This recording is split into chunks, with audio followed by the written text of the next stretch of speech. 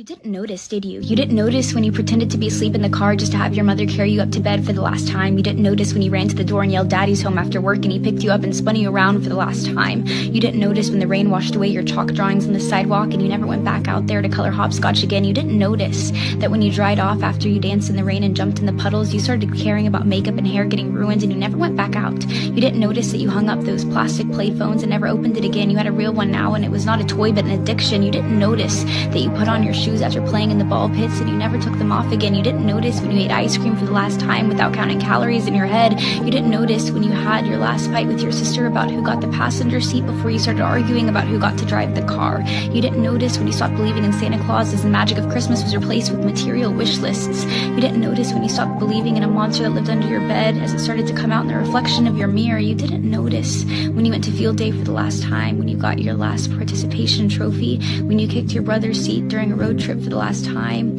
when you had your last play date with your Barbies, when you had your last Disney movie night with your family. You didn't notice that grandparents don't last forever. You didn't notice that your childhood cat wasn't eternal. You didn't notice your parents are growing up too. You didn't notice it, do you?